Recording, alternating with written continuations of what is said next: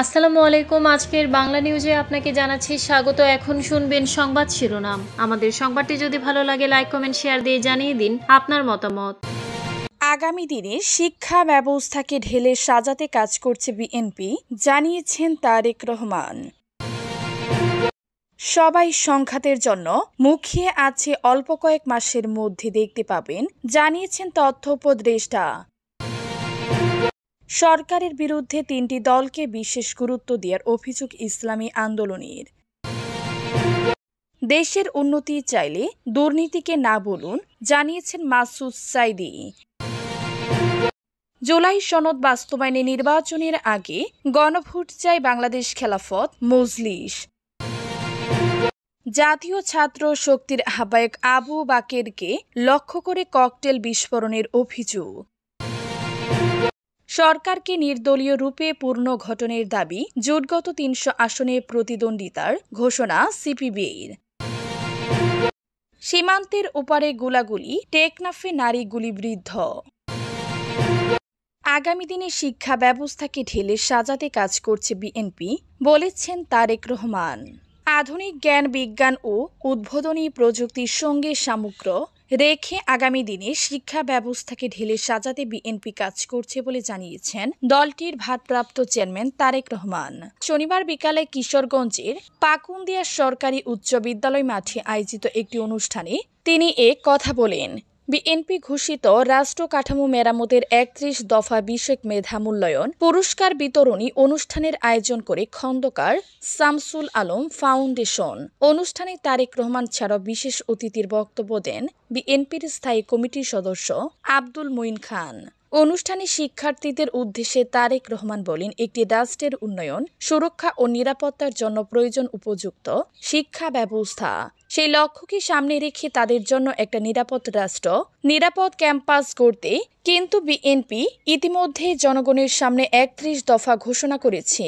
এরই অংশ হিসেবে কিন্তু দেশের প্রচলিত শিক্ষা কারিকুলামকে সময়ের সঙ্গে তাল মিলিয়ে শিক্ষাবিদদের একটা বিশেষজ্ঞ টিম আমরা তৈরি করেছি, যারা ইতিমধ্যে অনেক কাজ এগিয়ে নিয়ে গেছেন। সবাই সংঘাতের জন্য মুখিয়ে আছে, অল্প কয়েক মাসের মধ্যে দেখতে পাবেন, জানিয়েছেন তথ্য উপদেষ্টা। নির্বাচনের আগে রাজনৈতিক দলগুলো সংঘাতের জন্য মুখিয়ে রয়েছে বলে মন্তব্য করেছেন তথ্য উপদেষ্টা মাহফুজ আলম। প্রধান উপদেষ্টার অবস্থানের কারণে এখন পর্যন্ত তারা সংঘাতে জড়াচ্ছে না বলে মনে করেন তিনি। মাহফুজ আলম বলেন, সবাই সংঘাতের জন্য মুখিয়ে আছে এবং আপনারা অবশ্য এটা অল্প কয়েক মাসের মধ্যে দেখতে পাবেন এবং আমি আশঙ্কা করছি যদি এটার সঙ্গে ধর্মীয় যে দৃষ্টিকোণ এটা যদি যুক্ত হয় তাহলে বাংলাদেশের পরিস্থিতি আরও খারাপ হবে। আজ শনিবার সকালে রাজধানী সেগুনবাগিচায় বিএমএ ভবনে মাজার সংস্কৃতি, সহিংসতা, সংকট ও ভবিষ্যৎ ভাবনা শীর্ষক জাতীয় সংলাপে এ কথা বলেন মাহফুজ আলম। সংলাপের আয়োজন করে সুফি সম্প্রদায় নিয়ে গবেষণা করা প্ল্যাটফর্ম মাকাম। সংলাপে প্রধান অতিথি ছিলেন তথ্য উপদেষ্টা মাহফুজ আলম। মাহফুজ আলম আওয়ামী লীগ দরবারগুলোর সঙ্গে সংযোগ তৈরি করার চেষ্টা করছে বলে তিনি শুনতে পেয়েছেন।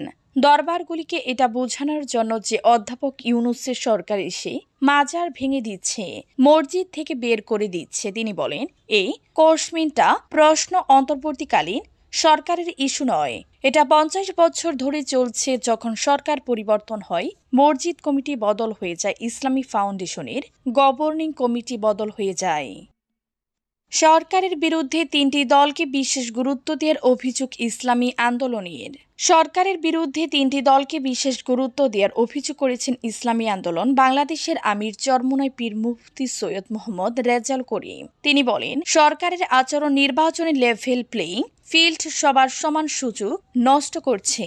আজ শনিবার দুপুরে রাজধানীর পল্টনে ইসলামী আন্দোলন বাংলাদেশের কেন্দ্রীয় কার্যালয়ে নিয়মিত মাসিক বৈঠক চরমোনাই পীর এ কথা বলেন। পরে সংবাদ বিজ্ঞপ্তিতে বৈঠকের বিষয়ে জানানো হয়। ইসলামী আন্দোলনের আমির বলেন, লেভেল প্লেইং ফিল্ডের অর্থ হল নির্বাচন পরিচালনার সঙ্গে যুক্ত ব্যক্তিবর্গের মানসিকতা নিরপেক্ষ থাকা এবং কার্যক্রমে তার প্রতিফলন থাকা।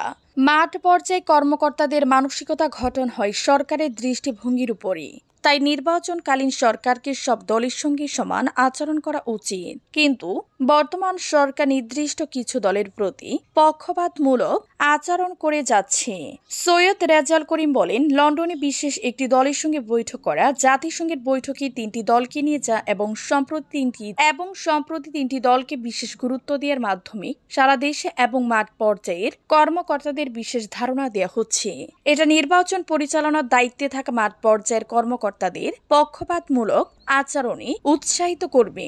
আগামী নির্বাচনে এর নেতিবাচক প্রভাব পড়বে। দেশের উন্নতি চাইলে দুর্নীতিকে না বলুন, জানিয়েছেন মাসুদ সাইদি। পিরোজপুর 1 আসনে বাংলাদেশ জামায়াতে ইসলামী মনোনীত এমপি পদপ্রার্থী ও জিয়ানগর উপজেলার সাবেক চেয়ারম্যান মাসুদ সাইদি বলেছেন, বাংলাদেশের রাজনৈতিক ইতিহাসে দেখা গেছে যে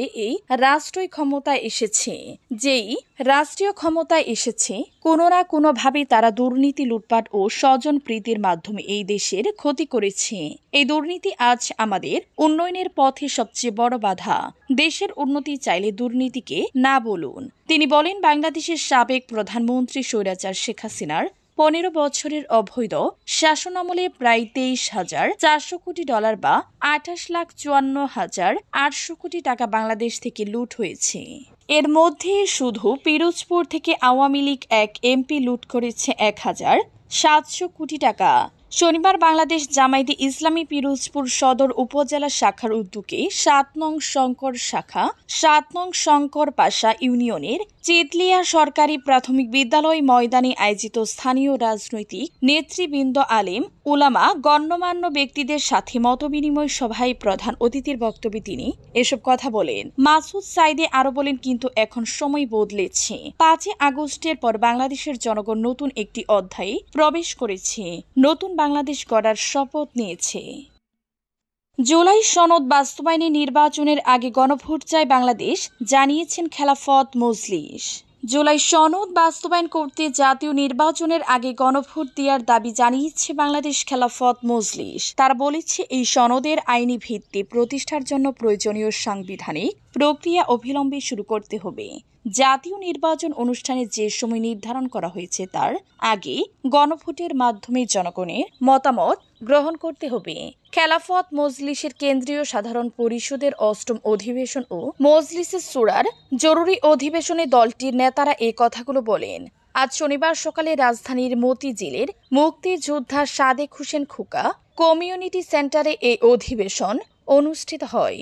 আগামী জাতীয় সংসদ নির্বাচনে খেলাফত মজলিসের অংশগ্রহণ প্রক্রিয়ার বিষয়ে আলোচনা হয়। মজলিসের সুরার সদস্য এবং তৃণমূলের নেতারা মৌলিক ও লিখিতভাবে মতামত দেন। তারা এককভাবে অপরাপর ইসলামী দলের সঙ্গে আসন ভিত্তিক সমঝোতার মাধ্যমে নাকি বিএনপি নেতৃত্বাধীন জোটে থেকে নির্বাচনে অংশগ্রহণ করবেন।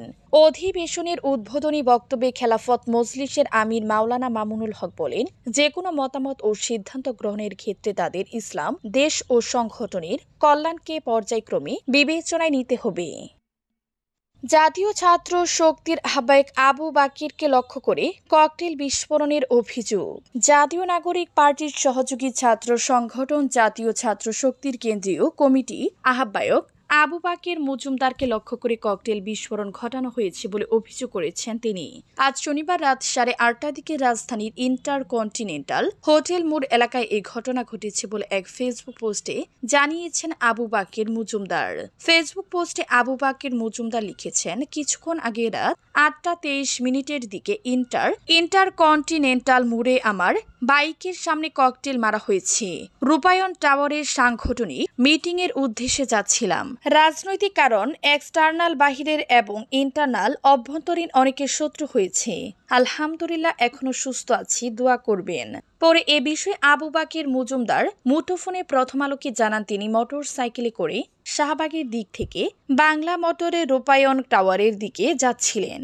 ইন্টারকন্টিনেন্টাল মোড় পার হওয়ার সময় পরিবাগের দিক থেকে তার মোটর সাইকেলে লক্ষ্য করে ককটেল বিস্ফোরণ ঘটানো হয়েছে। তবে কারা এ বিস্ফোরণ ঘটিয়েছে তা তিনি দেখেননি, তিনি বাইক চালাচ্ছিলেন। সরকারকে নির্দলীয় রূপে পুনর্গঠনের দাবি, জোটগত ৩০০ আসনে প্রতিদ্বন্দ্বিতার ঘোষণা সিপিবির। আগামী জাতীয় সংসদ নির্বাচনে জোটবদ্ধভাবে ৩০০ আসনে প্রতিদ্বন্দ্বিতার ঘোষণা দিয়েছে বাংলাদেশের কমিউনিস্ট পার্টি সিপিবি। নির্বাচনে সিপিবির নেতৃত্বাধীন জোট সহ বামপন্থী, গণতান্ত্রিক, প্রগতিশীল দল, সংগঠন ও ব্যক্তিরা ঐক্যবদ্ধভাবে প্রতিদ্বন্দ্বিতা করবেন। আজ শনিবার রাজধানীর পুরানা পল্টনের মৈত্রী ভবনে সিপিবির কেন্দ্রীয় কমিটির সভায় এ সিদ্ধান্ত হয়। ৩ দিনব্যাপী অনুষ্ঠিত এই সভায় অবাধ, সুষ্ঠু ও নিরপেক্ষ জাতীয় নির্বাচনের স্বার্থে অবিলম্বে অন্তর্বর্তী সরকারকে নির্দলীয় রূপে পুনর্গঠনের দাবি জানিয়েছেন সিপিবির নেতারা। সভায় সিপিবির নেতারা বলেন, একটি নবগঠিত রাজনৈতিক দল সহ ক্ষমতাসীন সরকারে থাকা যে কোনো রাজনৈতিক দলের পরামর্শক, পৃষ্ঠপোষক ও দলীয় পরিচয় পরিচিত ব্যক্তিদের পদত্যাগ করার মাধ্যমে আসন্ন জাতীয় সংসদ নির্বাচনের পরিবেশ সৃষ্টি করতে হবে। এছাড়া নির্বাচনে প্রতিদ্বন্দ্বিতার লক্ষ্যে সাংগঠনিক কাজ ও জোরদার রাজনৈতিক তৎপরতা পরিচালনা এবং জনতার সনদ প্রণয়ন ও সেই অঙ্গীকার নিয়ে সিপিবি সমর্থিত প্রার্থীরা নির্বাচনে অংশগ্রহণ করবেন বলেও সিদ্ধান্ত হয়। সীমান্তের উপারে গোলাগুলি, টেকনাফে নারী গুলিবিদ্ধ।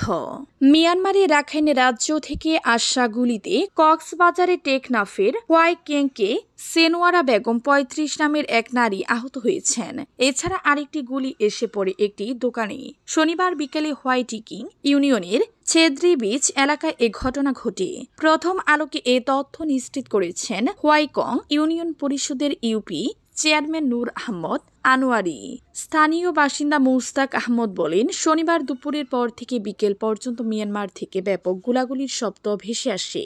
এক পর্যায়ে একটি গুলি এসে তার কম্পিউটার দোকানের টিন ছিদ্র হয়ে নিচে পড়ে। তিনি বিকেলে বাড়ির উঠানে হাঁটাহাঁটি করছিলেন। হঠাৎ তার পায়ে এসে একটি গুলি লাগে।